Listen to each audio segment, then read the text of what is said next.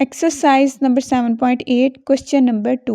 A die is roll twice. एक die है जिसको 2 दफ़ा रोल किया गया है। Event E1 is the appearance of even number of the dots and event E2 is the appearance of more than 4 dots. Prove that P हमारे P of E1 intersection E2 equals to probability of E1 probability of E2।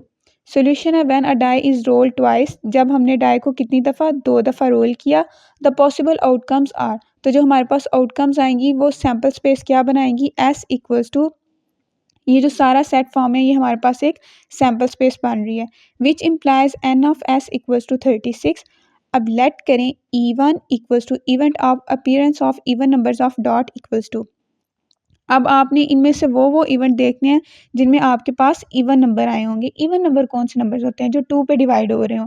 तो आपके पास आएगा 2 2 2,4 2,6 4,2 4,2 4,4 4,6 6,2 6,4 6,6। तो n of E1 equals to 9। Total आपके पास ये कितने events बन रहे हैं, 9 इवेंट्स बन रहे हैं। So P of E1 equal आ जाएगा n of E1 divided by n of S which is equal to 9/36 equals to 1/4।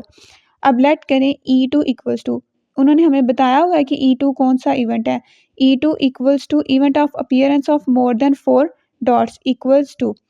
अब आपके पास आएगा वो आपने इवेंट्स लेने हैं जिनमें आपके पास 4 से ज़्यादा नंबर हों। 5,5 5,6 6,5 6,4। 5 से नीचे वाला कोई भी आपने यहाँ पे नंबर नहीं लेना। Which implies N of E2 equal है 4 के। So P of E2 equals to N of E2 divided by N of S equals to 4/36 which is equal to 1/9। No, अब प्रूव हमने क्या करना था कि E1 इंटरसेक्शन E2, आपने इसकी क्या निकालनी थी, प्रोबेबिलिटी। तो पहले E1 इंटरसेक्शन E2 देखें किस फॉर्म का है। तो E1 इंटरसेक्शन E2 इक्वल आ जाएगा आपके पास 6,6।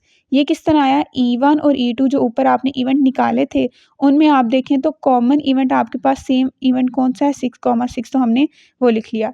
अब N of E1 intersection E2 equal है 1 के, यहाँ पे एक ही इवेंट है ना। N of E1 intersection E2 इसलिए निकाला ताकि हम उसकी प्रोबेबिलिटी निकाल सकें। अब निकालें प्रोबेबिलिटी।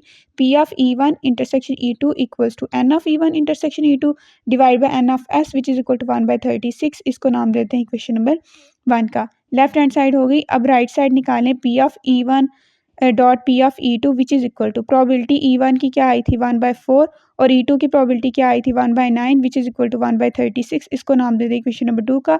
अब देखें तो इक्वेशन नंबर 1 और इक्वेशन नंबर 2 दोनों इक्वल है ना, सेम है। तो from 1 and 2 it is clear that P of E1 intersection E2 equals to P of E1 dot P of E2 hence proved.